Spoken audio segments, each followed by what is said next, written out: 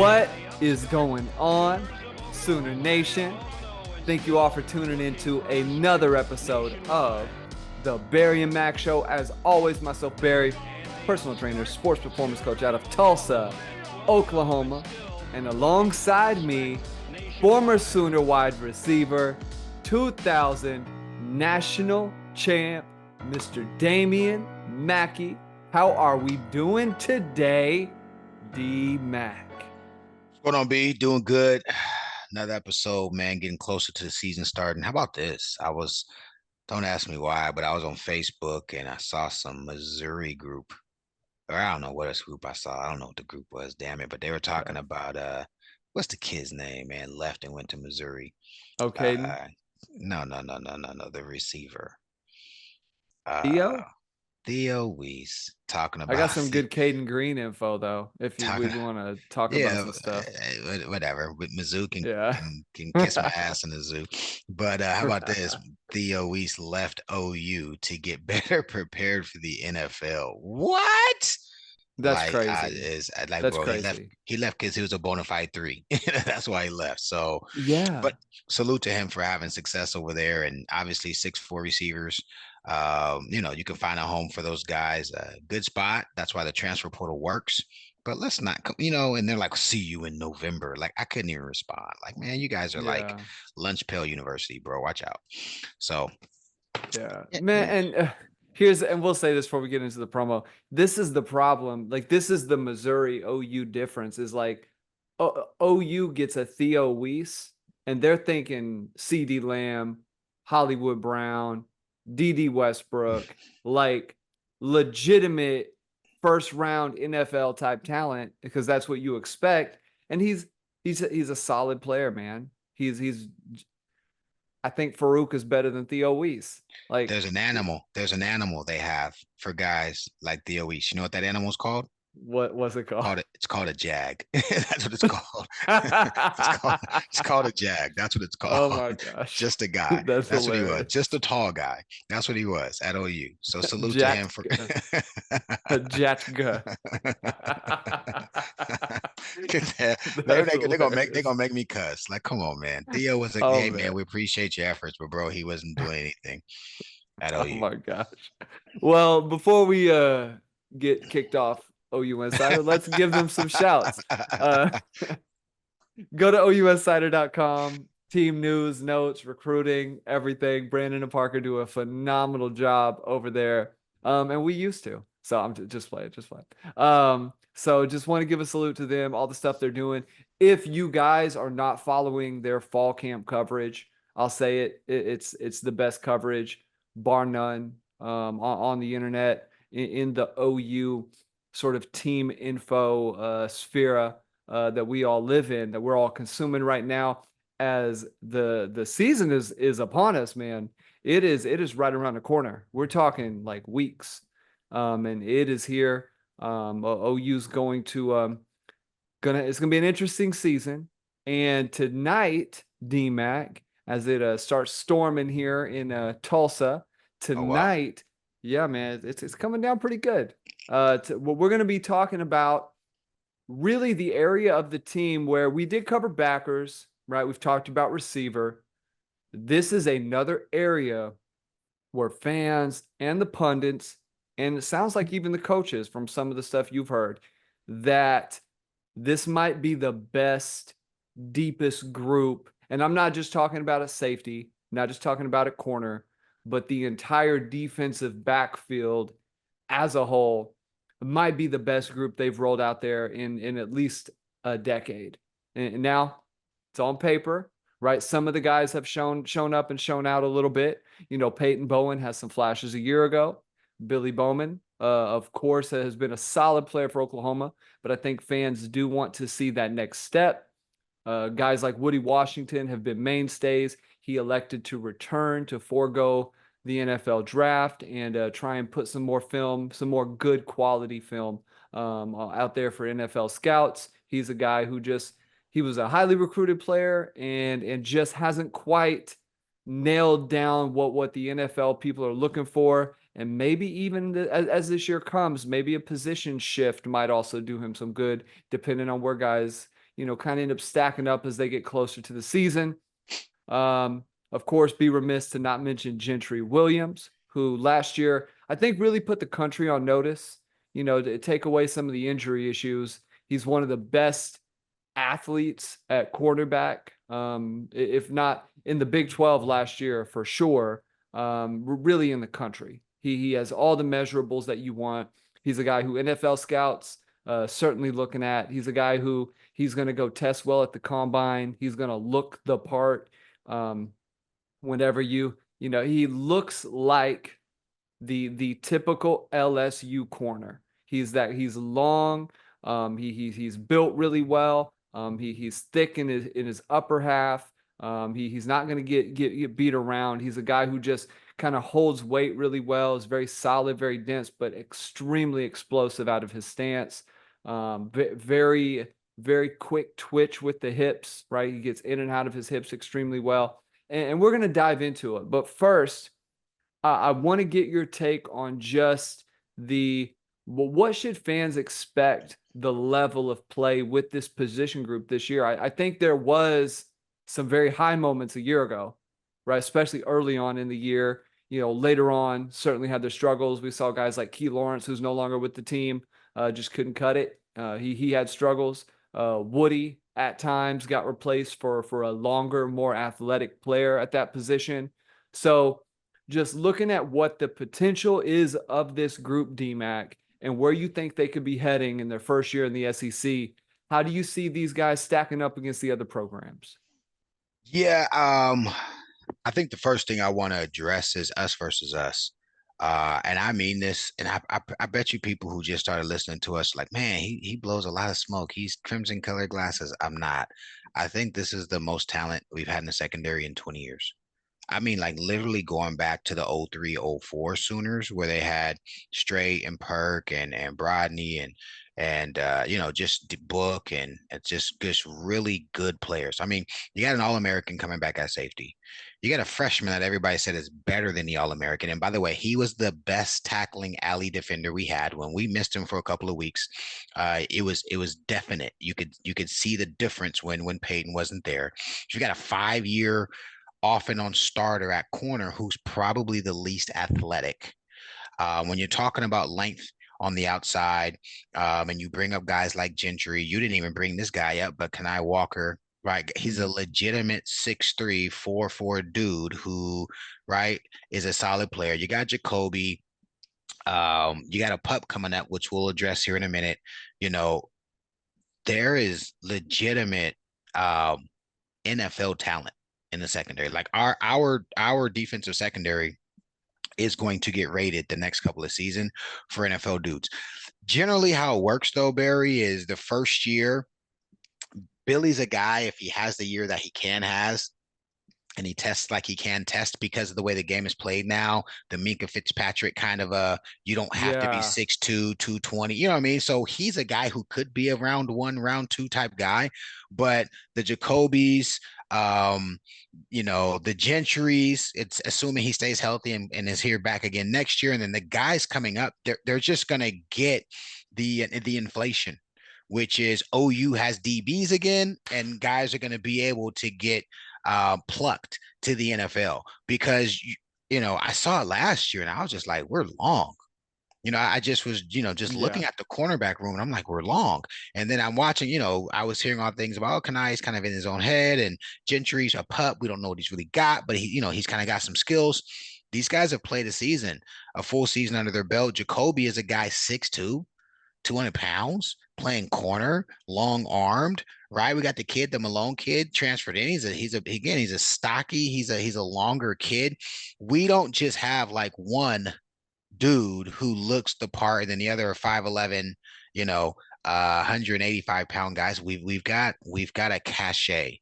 We've got a lot of those guys. So when I look at the unit, the thing that excites me is we have versatility, we have length, we have speed, and we have physicality. Like we check all four of those boxes. We have the depth to say if Kanai is not having a good week, or if Gentry shoulders like is he's got an injury or something. We're not putting in a 5'10", 182-pound dude. You know what I'm saying? And hoping he can stand up against Tennessee or LSU, one of those guys who are going to throw out some receivers that can go get it. There's another guy, right? When we look at the depth chart itself, there actually are multiple players who have, the skill sets you want to be successful at the cornerback position. Same thing goes for safety. Low key, I wouldn't say my favorite, but I just have a soft spot for RSJ because he's a damn good player. By the way, he was a damn good player 2 years ago, and we were like that freshman. It was Kip Yep. and it was Spears It Jennings, was right? We're like both RSJ. of those Yep. guys were like, there's something they're ball players. Yeah. He's 2 years further along in the process. Um, he looks the part. He has the Yeah. body. Again, he's physical. He's coming downhill when he has to banana. He knows how to carry when he's underneath coverage. He knows how to stay on top of receivers when he plays really sound football if you watch the angles um, from a safety position. So I look at the group as a whole. I believe, just think about it, like how many years, like decades. It's been a couple of decades. Even when we had a really good corner, right? We didn't have two. Or maybe we had good corners, but our safeties were like they can't even catch an interception if it's a punt thrown right at them, right? Like they got a breadbasket if they Yeah. drop it, right? Like, or it's like we got four dudes, but if any of them get hurt, the secondary guys, or I guess I should say the backups. That's kind of a bad word to use in the secondary, but the backups, they're Jags. We don't have any of those issues as of now. Those guys have to prove it on the field. Fall camp is an opportunity to do so. We've got some young pups emerging, names that people are throwing out and saying, man, these guys are coming in and turning heads as well. That's the kind of, if you remember when we first started this pod, I said, man, one thing I know about BV is he wants to create competitive competition. And that's what it's all about, right? You've got multiple guys at multiple positions who they pass the eyeball test. They're team guys, they're physical guys, and they're smart ball players. That's when you're going to get that competitive competition. That's going to create championship culture. Not throwing that word out just yet. Um, but when you look at the ingredients and you talk about the areas we've discussed, and we've got a couple more to go. I think we got tight ends and specials after this episode. Um, Guys, I'm just telling you, um, I am I'm gonna screenshot my $1,000 bet that says over under 7.5. I just think it's the easiest. I think it's the easiest $1,000 I'll make this year. And I gotta tell you, well, let me not say that. Let me not say that. But I think There we go.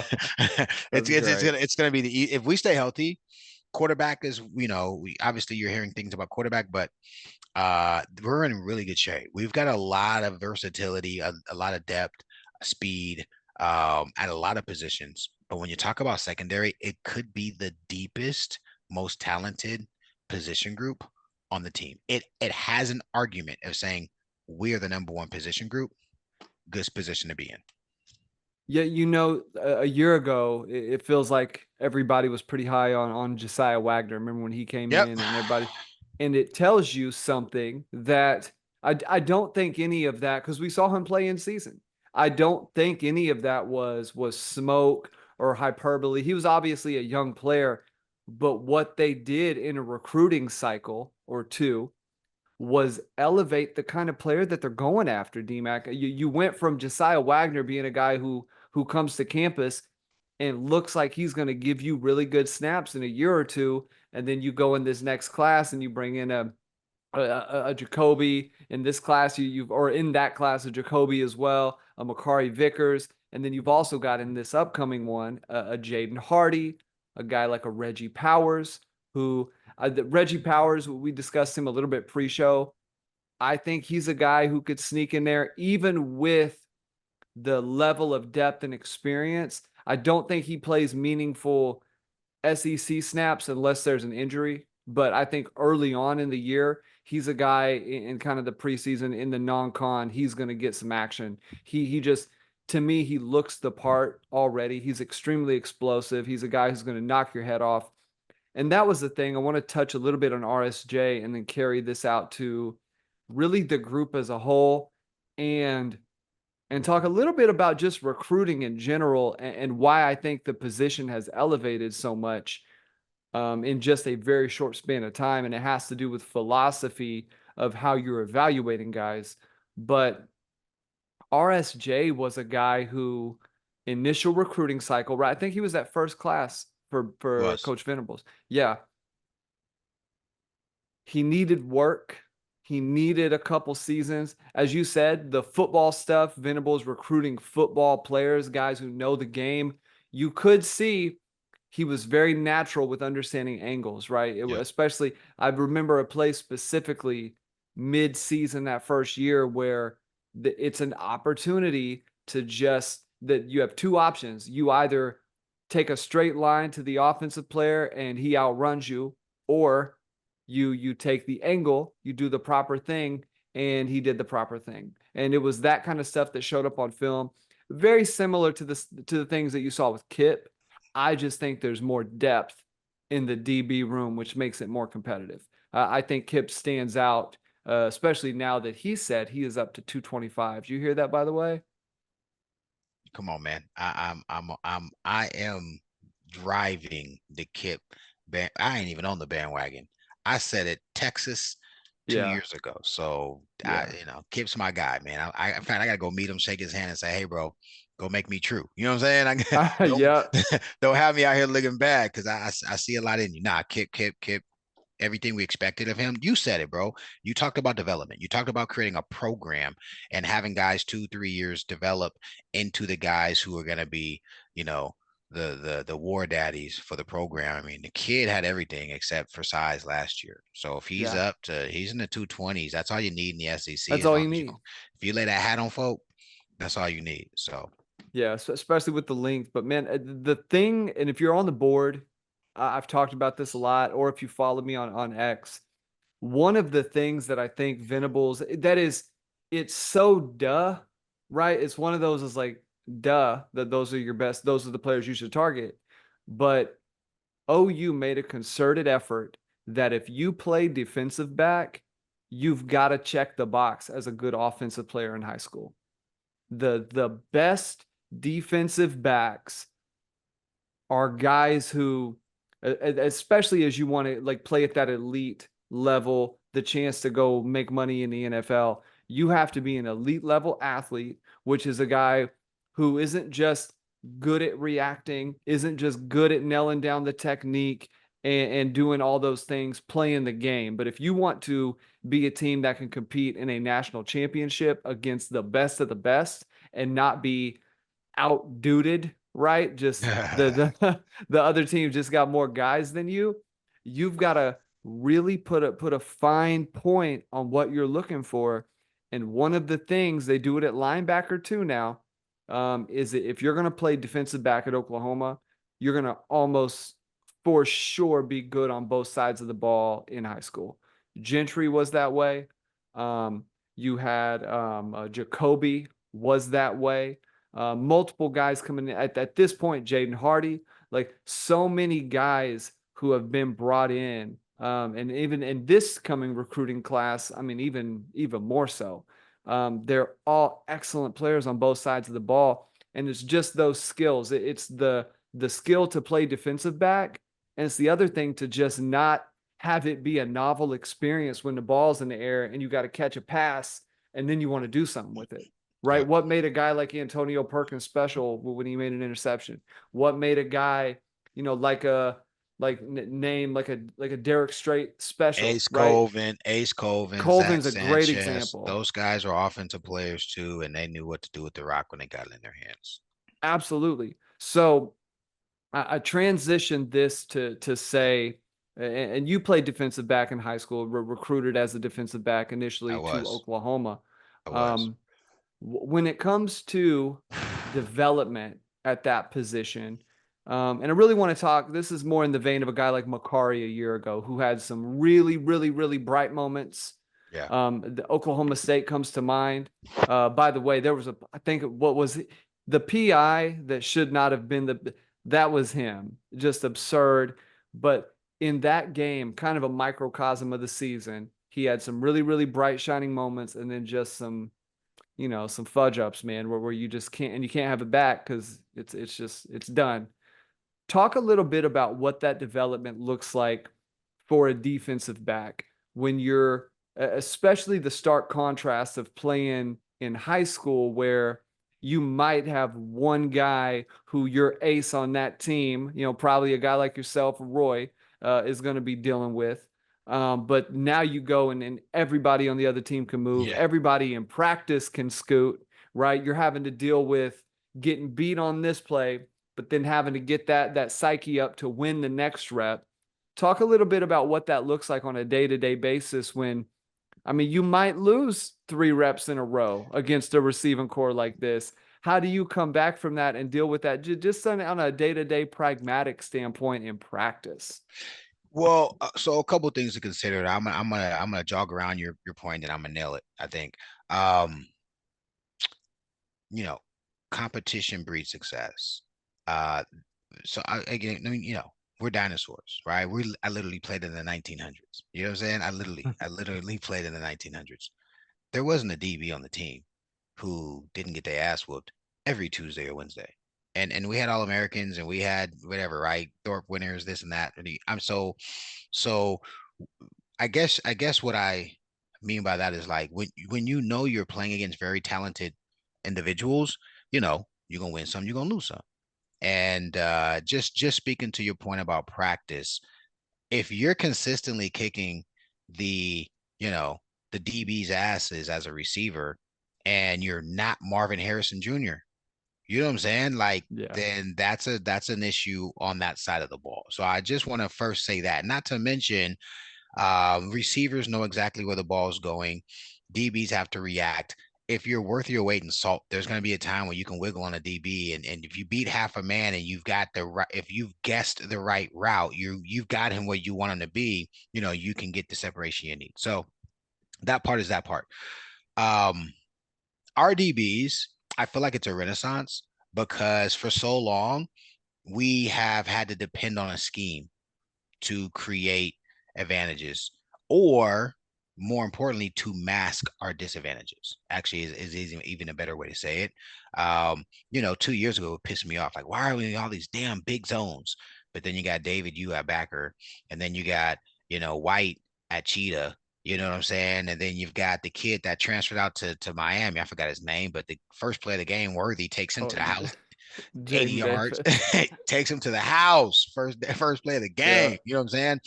And you just can't risk, right? DB is a position where the first thing you can't do is give up a big play. The first thing you can't do is let a guy get behind you. First thing you can't do is let a guy get outside of you, right? Those three fundamentals are the basis of playing the position. And so, like you said, when I'm a 5'11", 180-pound corner going against a 6'3", 212-pound receiver who can jump, run, and is agile, the defense, we just can't risk putting you on an island, putting you in a position where you're man V, putting you in a position, right, where you're swallowing up space, swallowing up grass. And if he beats you at the line, it's a wrap. Well, our DBs this year will be versatile enough to play coverage, play mix, play man, and play bump. And so, listen, hopefully right now, and this is around the time in camp, Barry. We talked about this when we talked about our pod last year when we really went into camp.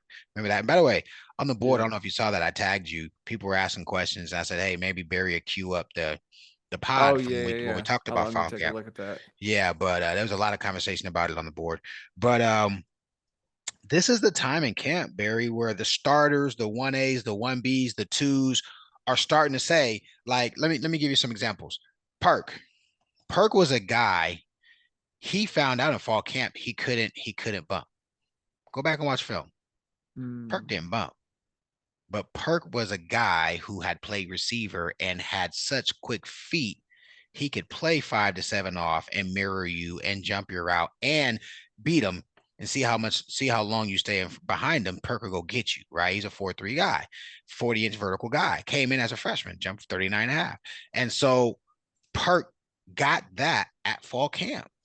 right? You try the DB at bump. You try the DB in zone. You seven on Skelly. You're running zone all one day. We're gonna run five. We're gonna run two. We're gonna run too high, right? We're gonna rob, and you see what your guys can do. And what that starts to do is it starts to make the makeup of what your coverage and umbrella will look like for that season.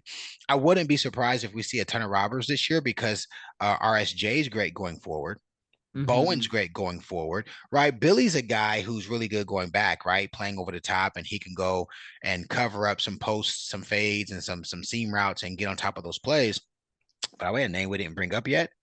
Boganowski is a kid who is turning heads. By the way, he will not. Let me use Mangino's. Sorry, coach, if you hear this, but he'll knock your dick in the dirt. That was a man. We used to love when Mangino would Hey say that. now. God damn it, knock their dicks in the dirt. We should be like, Coach, how do you do? How does one do that? We Face used to. down. And How does one? How do you pull that off? Yeah. Sorry, that's Coach. hilarious. Sorry, Coach. Sorry, Coach. But Oh man. you look at these guys, and again, I know I sound like a I'm a parrot, but I'm repeating the fact that the versatility is there. So we okay. Let me get back to your point. When you have the talent to play man, then the fear in the offense now says when they disguise coverage, right? It could be man.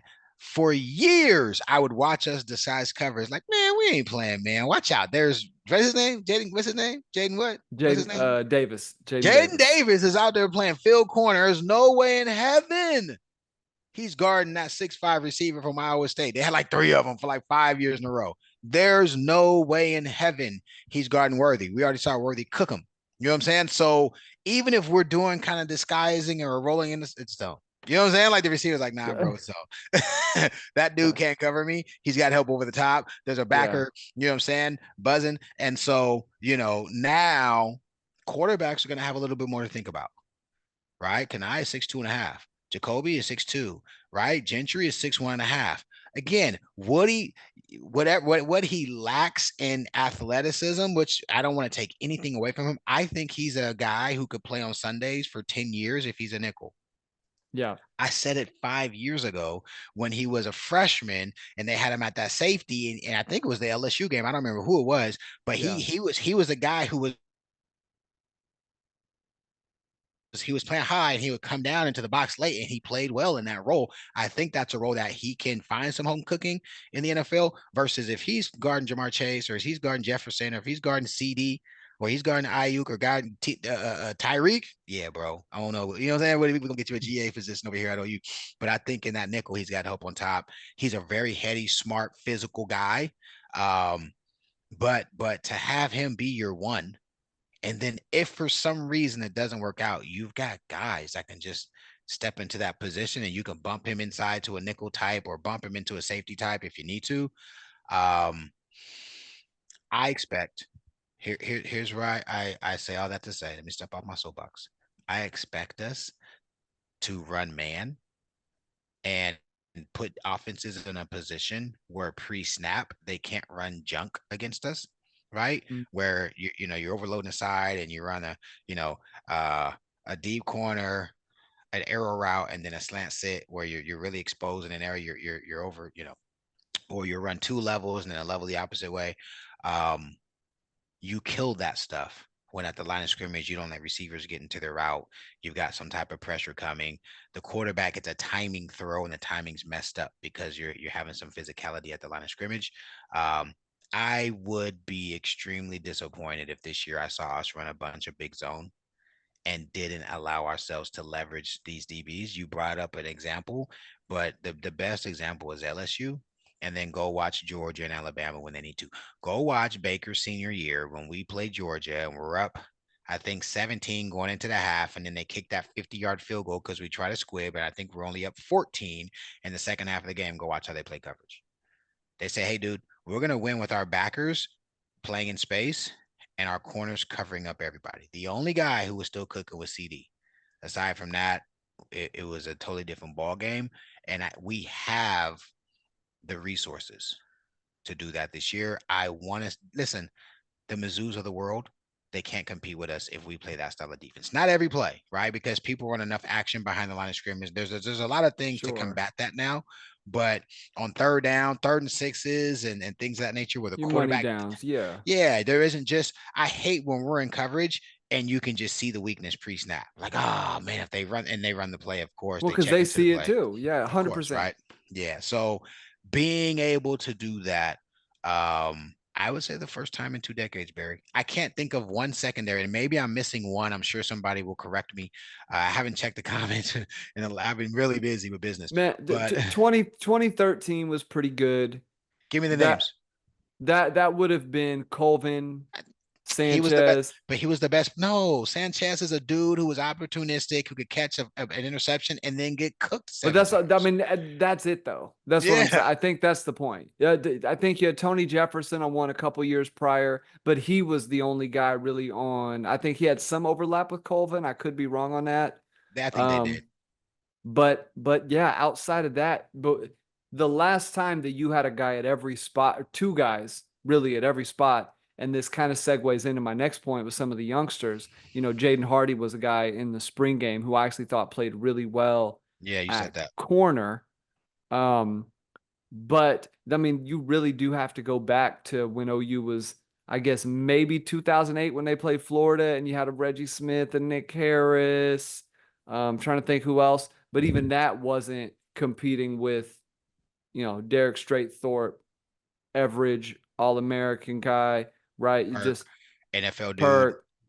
Yeah. So it's a different level of player. And OU has seen that when they, as you, to your point, when you go play at Georgia and they can say, we'll let CD win because he can't win every play, right? You got to give the ball to somebody else at some point. We'll let CD win, but we're going to take away all these other options, right? You had a dude who could take away, who could just out physical Hollywood, and they knew how to play that well enough in the second half.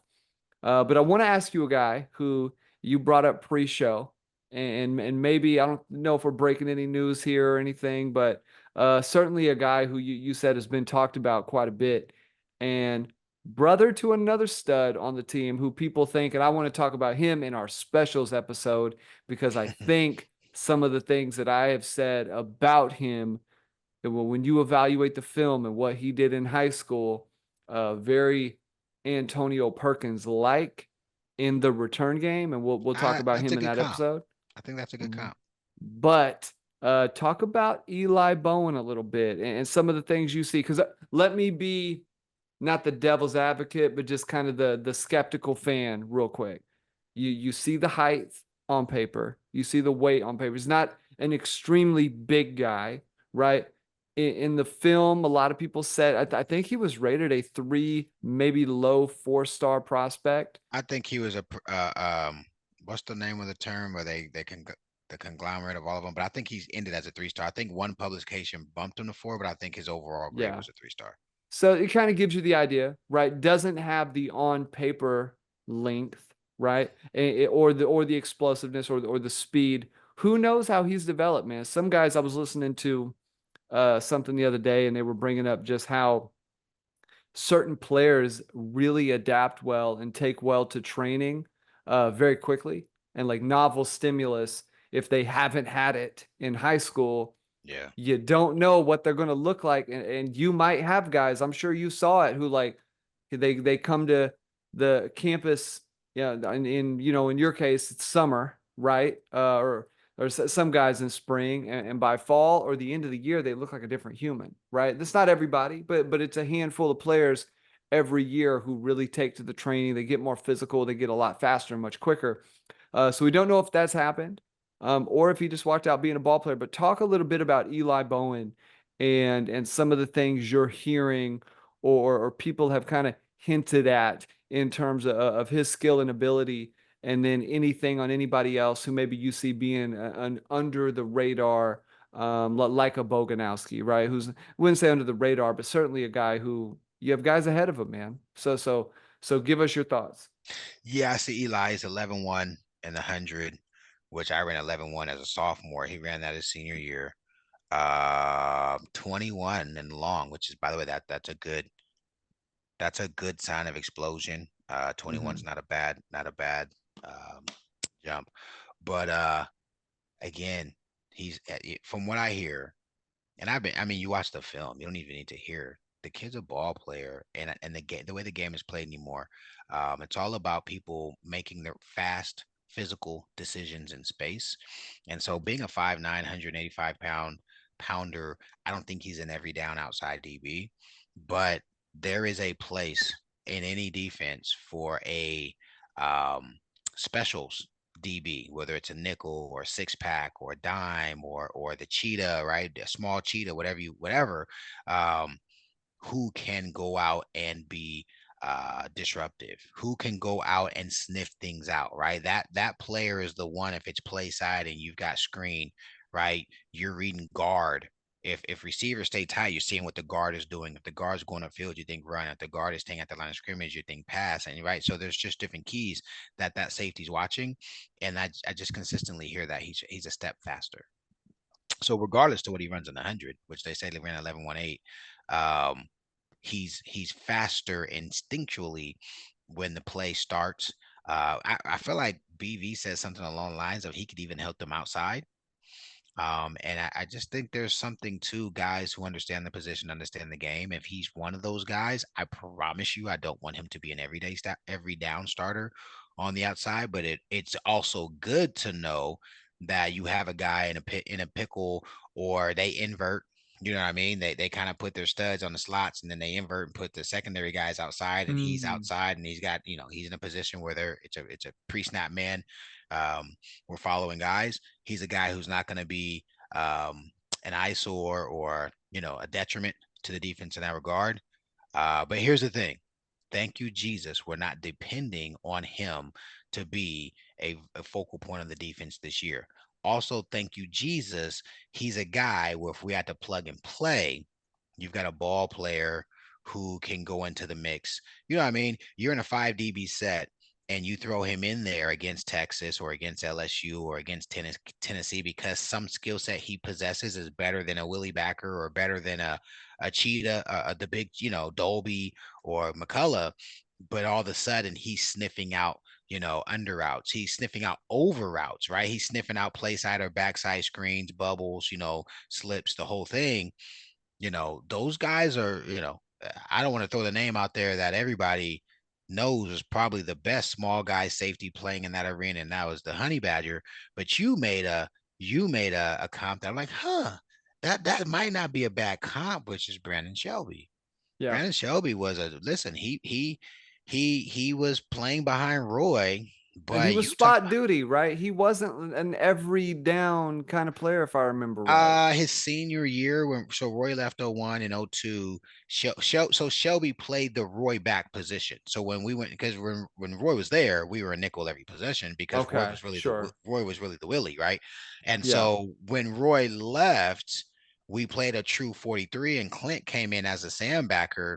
But got when it. when it was a down and distance situation, then you would have Shelby come in and be the Roy back. He just played the position Roy played. They just didn't run it every down because Shelby couldn't do all the things Roy could do. But always had help over the top. He could carry. By the way, Shelby was phenomenal carrying corner routes, carrying seam routes, carrying over routes. Shelby would see it, turn around, and run with it. And again, from what I'm hearing and what I think BV has been saying publicly, even is that the kids come out and shown a lot of promise in that arena. And then the other guy is the guy I brought up earlier, is Boganowski, is a kid who playing downhill. He is going to be a problem at safety in Oklahoma in the next season and a half. I don't know if it's this season because but Billy Bowman leaves next year, and I think Spears Jennings a senior next year.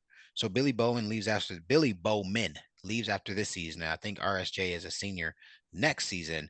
But we're okay between Boggs and Yeah. Bowen and some, like you said, Hardy and some of the guys we got coming up, we're in position to keep that safety room full of guys. Again, Boggs is 6'2" and a half, 215 pounds, and he gonna go out there and knock your head off if he has an opportunity to do so. And then of course you got Bowen, who's your proverbial, free safety who can do everything. So salute to little Bowen. I Barry, I think the juice isn't going to be worth the squeeze. I think he's a guy. Let me tell you, and this is kind of a tangent, but I think people appreciate this. I'm in leadership training, um, in my business, right? So I own an insurance agency, and I was being developed by one of the very best in the I mean, dude sold his business for 300 million last year. And he said, Mackey, um, you know, on your team, within your organization, you're gonna have a Michael Jordan, you're gonna have a Vince Carter, and you're gonna have a Tracy McGrady. And I was like, okay, where's he going with this? And then obviously, right, Michael Jordan's the GOAT. By the way, I don't for all you Gen Z or whatever, it's like stats ain't it. You know what I'm saying? Stats is a big part, but Yeah. everybody plays sports to win. Just FYI, in case you forgot, because everyone wants to look at some all these next gen stats. I just want you guys to understand. I'd rather have 4 catches for 19 yards and win the game than have 19 catches for 200 yards and lose the natty. Just FYI. But Yeah. back to the analogy, um, Michael Jordan is your guy, and you always have to make sure you take care of Michael Jordan. You got to take care of Michael Jordan. That's why Michael Jordan gets preferential treatment. And then you've got Vince Carter. And Vince Carter's the guy that if Michael Jordan starts to slip, you got to edify Vince because Vince can jump like Mike. Vince can shoot like Mike sometimes, right? Vince is a guy who Mhm. has the measurables of Mike, right? So you use Vince, does that make sense? To get Yeah. Mike to move. And then you got Tracy Mm. McGrady, which by the way, I feel like it's a bad comp. But Tracy McGrady is the guy that becomes a sacrificial lamb for either Mike or VC. So right, if Mike He and was a or good VC, player, I man. know, I know, I know, I know, I know, I know, I know, I know, I know. Golly, man. But it's interesting because um the thing was Tracy McGrady was also little cuz. Eli Mm. Bowen is little bro. And so what Eli Yeah. Bowen is able to do, or what I think BV is able to do with him, is saying, "Hey guys, if you guys slip up, right? If you guys aren't taking care of business, there's enough depth and some new blood in here that right, this puppy can come in here and take one of you guys' jobs. He's hungry." And so I think he's more so being used not even as a Vince Carter, but probably as a Tracy McGrady in this scenario where they're publicizing his name so that the Spears Jennings or so that the big Bowens or so Billy, whoever it is, stays very sharp. Um, but like the analogy says, Tracy McGrady didn't grow up to be bad. I mean, he's arguably the best one of the two or three two threes of all time. So having the ability to do that, I mean, it's just like I told you about the O line. There just hasn't been a year where we could say, "Oh yeah, the O line underperformed this summer." We couldn't because they had a low ceiling, right? Yeah. Again, it was the 04, 08 teams where they were like, "Oh, they had a terrible summer because they had 4 All-Americans and NFL dudes on those lines." You got Yeah. to do the opposite, right? This is a crew where if these guys keep their head on straight, they stay healthy, they've got good coaching, right? And I think they got the proper pieces in place now to get guys to do what they need to do. This can be a like top 2 or 3 position group in the SEC. All Mm. right. And so Yeah. it'll be interesting to see. It's just salute to little Eli. If he just is a little flash in the pan, for the second week of August and got some love, hopefully that edification will help him prepare for his second season as a Sooner. Yeah, it's always tough to measure as well because you got to be able to, and you know this with what you did. You will have guys come out there and for a stint look really good, right? You might have a 2, 3 week period where they're just everything's kind of falling, everything's kind of clicking. You'll see that throughout a season as well. A guy start off the year, maybe game 2 through game 4 looks really good, but just doesn't have the thing that is necessary to be consistent the entire year. And a lot of time that is just God given ability. It's staying in the right mindset throughout the season.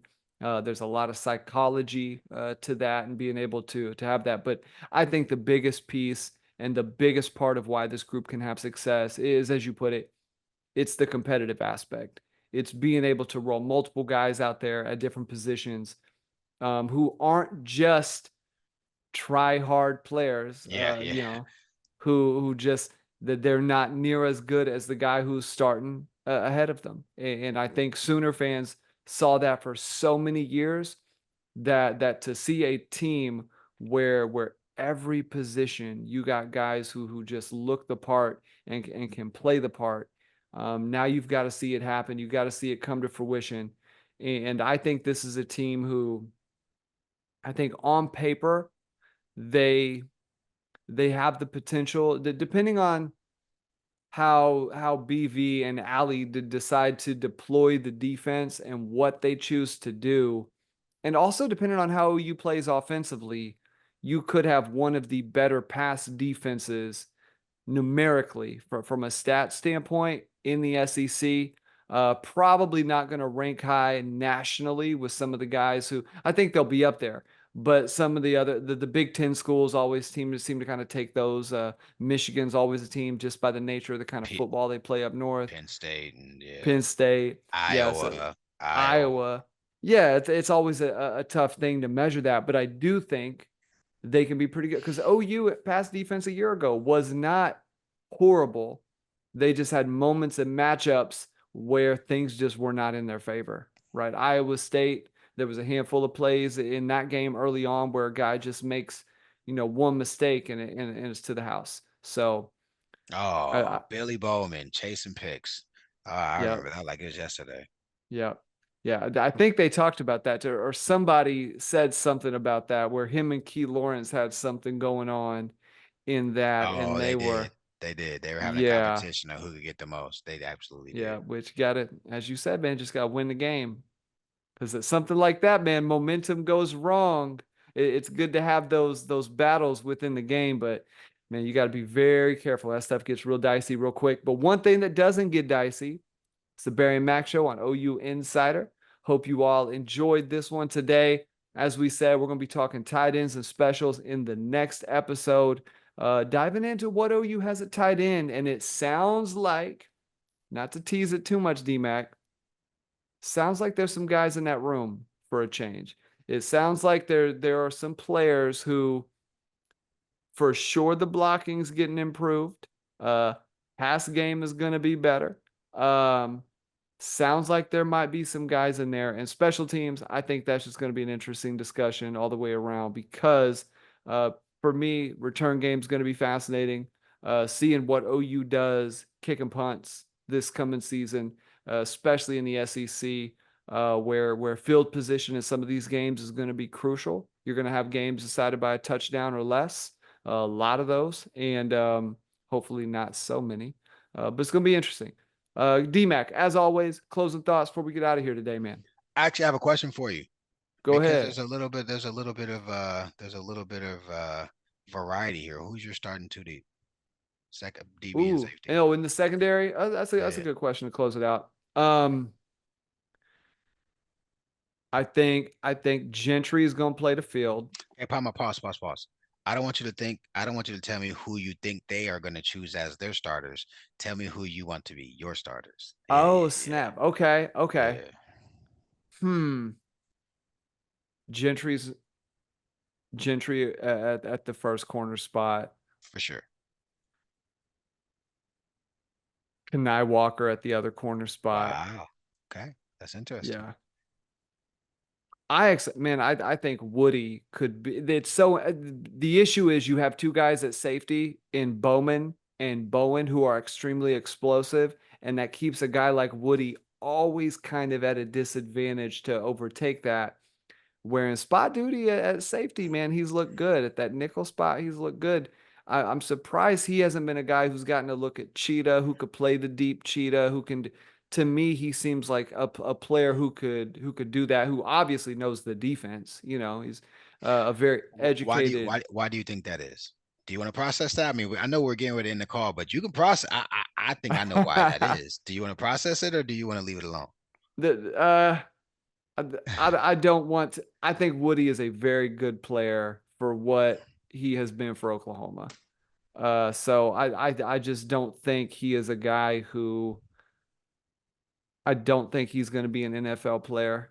I think it's going to take him really being concerted and intentional with the team that he ends up with. when he signs as an undrafted free agent. I, Damn, my boy buried me. Blocka, blocka, blocka. He's shooting.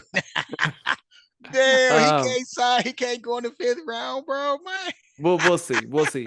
So here's the problem. The problem is the film against elite talent. And in the SEC, you're going to see a bunch of that. I think OU, to their sort of discredit, I think they left him overexposed at times. And I think he is a guy who actually plays really well when he does have help. But if he is on the island, I think he is going to struggle. Just because he doesn't get in and out of his hips the way a guy like Gentry does, the way a guy like Kanai, who doesn't do it as well as Gentry, but he's got the length to make up for it. And then you got a guy like Vickers, who's a little bit of both. He's not as explosive out of the hips. He does turn really well. And in the combine or when he's invited or potentially invited up there to do that, he's a guy who's going to look the part shifting. He's not going to look maybe the most explosive out of the break. Whereas Gentry is a guy who's going to look explosive turning the hips. He's going to look explosive out of the break. He's going to be low. He's going to look really smooth running the 40, and I think that is the type of player who goes first round. At safety, I still, based on what you have heard, I think from a leadership standpoint, you don't play with Billy Bowman, even if there are guys who are more athletic than he. Billy's starting. Billy's starting. That's without question. Exactly. Yeah. Um, and And I think we both ended up at this same point, maybe for different reasons. But for me, actually, you know what? I have always wanted to see what Peyton Bowen would look like playing Cheetah instead of Dolby, and having a guy like RSJ in that Peyton Bowen spot, who's still a very sure tackler, who can still get the angle on a guy. So there's the mix up with a little RSJ Peyton Bowen as a 1A, 1B, Nah, you but gotta give me your starters and your twos. Come on, man. Give me your starters. Who's your starting uh four? So you got Gentry it's and it's Kanai. Bowen. I'm too high on Bowen for it not to be So it's Bowen. Bowman and Bowen. Bowman and Bowen. Give Yeah. me your twos. Woody is a solid 2.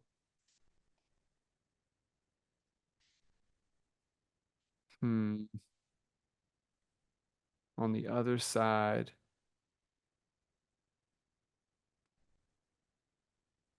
let's see.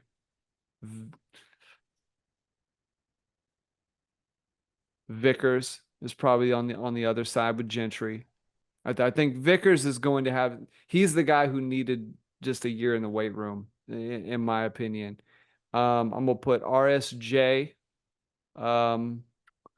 just behind a Bowen, and I'm gonna put hmm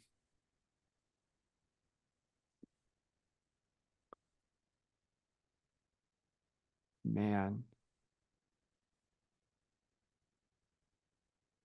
I really liked your mention of Boganowski. I just don't think he is going to quite find a fit yet. I think he's a guy who could see some movement positionally, like with where he finally ends up.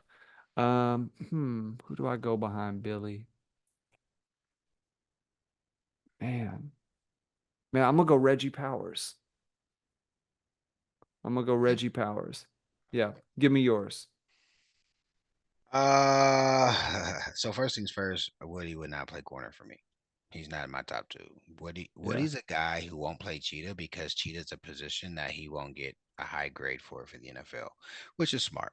If Woody's a third or fourth round corner, that's still a good payday. And they'll knock him a round or two or potentially three. If he's not a I four just six, don't think he'll have the film for that, if man. he's well, I agree. That's why he's not in my top Yeah, two. But I yeah, also when you're at a school where you're at OU, you got to get to a point where you start to play your guys big numbers. So I'm gonna go Gentry. Um, I liked what a lot of people didn't like Kanai last year, but I did. There was a lot of things that I saw at the position where I saw improvements. I am actually going to go with Kanai as well.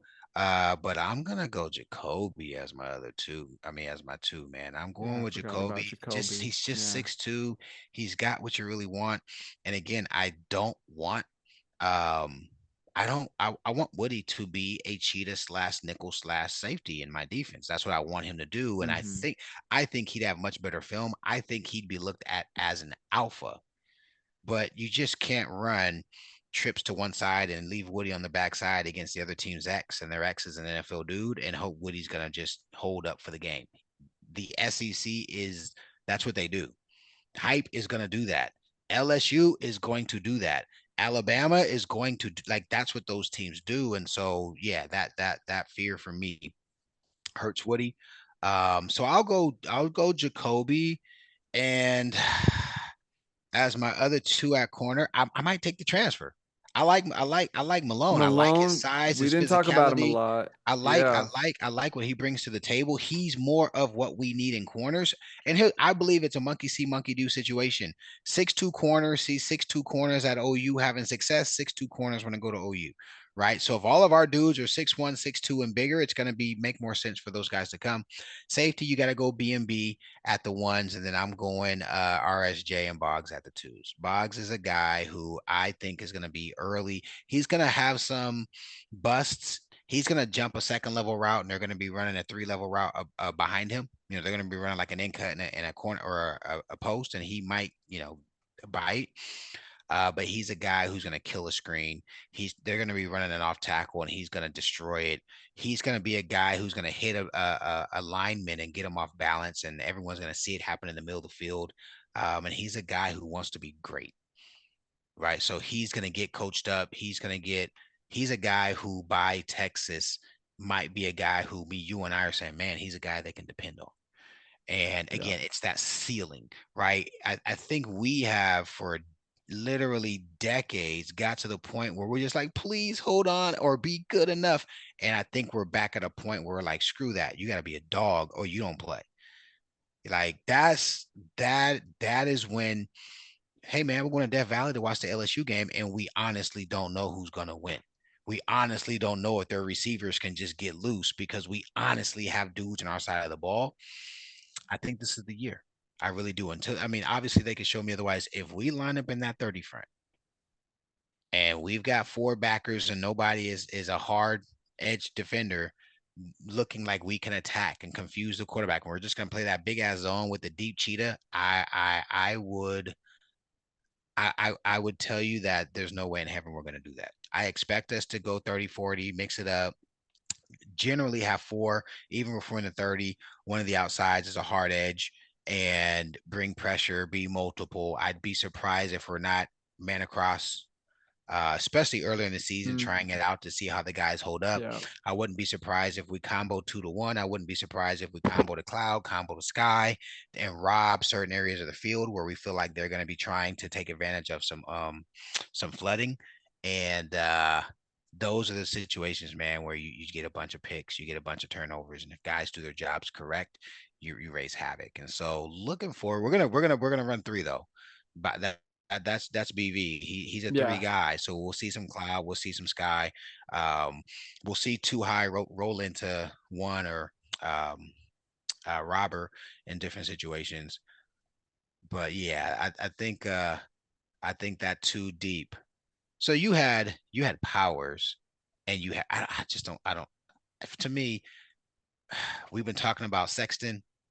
Uh, we've been talking about McCullough, and Yep. I don't want this to sound bad, but to me, Woody is saying I'd rather be as a corner than be the position where I could really help the team and be an asset, which is a 5 pack, 6 pack guy, and let one of Yeah. the longer, faster, more athletic outside guys. So we'll see. Maybe this year he's got what he needs, but the first time I see somebody run by him, I'm not going to be surprised. Man, can I Because say so? I don't think he is that bad when he is head up on a man in press.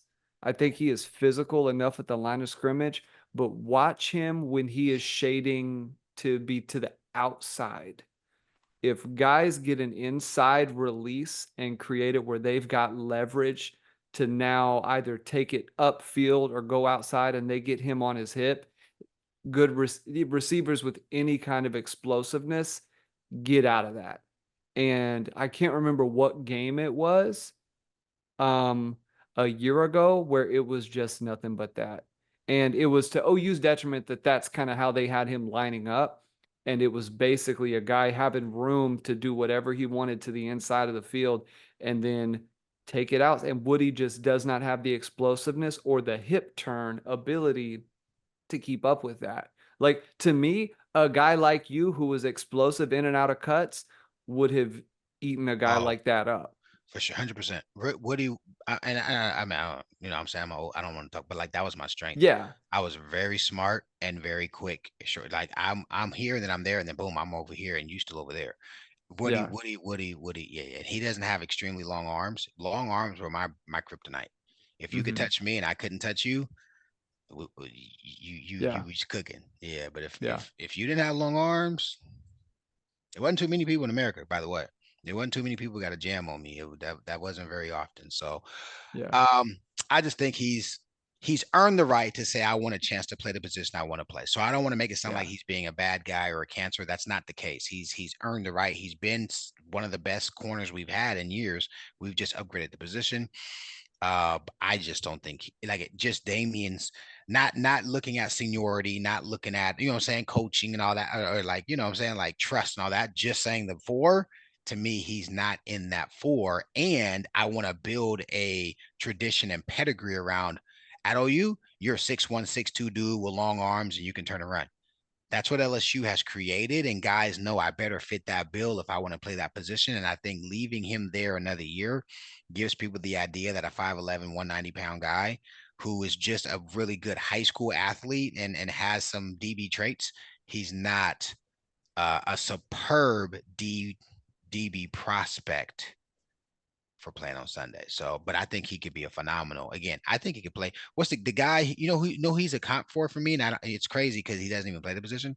He reminds me of the guy who is the nickel corner for the Chiefs, who wanted to be an outside corner and get paid like an outside corner, and he used to get cooked. But as a nickel corner, he's the best nickel corner in the NFL.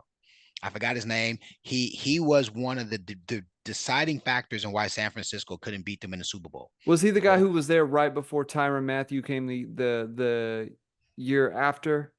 I don't remember. I mean, if you say his name, I'll be like, that's him. I'm sure somebody who's a Mm, Sooner fan, because a lot of Sooner fans are Chiefs fans, but he's the nickel yeah. corner for the Kansas City Chiefs. He was an outside corner in his past, and because they make more money, and he was just a job. He was that animal we talked about, right? That Theo Weiss is. He was a jag. Moved his tail to nickel. He has safety help. Oh Mm, man, he's the best. He's the best nickel in NFL. yeah. Mathis. I want to say maybe it's Mathis. Maybe his last name is Mathis. Anyway, I don't want to belabor that. But I Sure. think that's what, because Woody, you're right. He's smart. He's physical. He can run. You just run away from him. And if you get him with a double move, you got him cooked. Yeah. I And think to he play in can. the NFL, you Yeah, can't the easy stuff like that can't get you. you better go. They're gonna play zone all day. There's a couple teams I still do it. But anyway, yeah, man, I just want to ask you that before we left. I want Yeah, to know man. who. Let me tell you what this dang player is Yeah, since I'm I brought. curious now. I'm I'm gonna tell you looking right at now. 2020. I didn't realize Matthew was there in 2020. Maybe he was after No, no, no, Matthew. no. He's the nickel corner right now. Right now? Oh, okay. Okay. Okay. He's the nickel Okay. corner right now, and his name is. I'm gonna tell you his name. I mean, he's literally the best nickel in the NFL, and he killed us um, in the Super Bowl. Trent McDuffie. McDuffie. Yep, Yep. that's his name. 22. That's him. That is he. Wow. That is he. Man. And he just got paid. Anyway, good episode, brother. Looking forward to doing specials and tight ends with you Let's here in the go. near future. Yes, sir. All right, man. Well, as always, want to thank you guys for tuning in. Got some special little bonus stuff at the very end of this episode. Go check out OUinsider.com. Guys are doing it big over there. All the fall camp coverage and the season coverage is going to be incredible. So be on the lookout for that. Got some other things in the works that they're working on. So go check it out, man. As always, Sooner Nation, thank you for tuning in, and we will see you soon.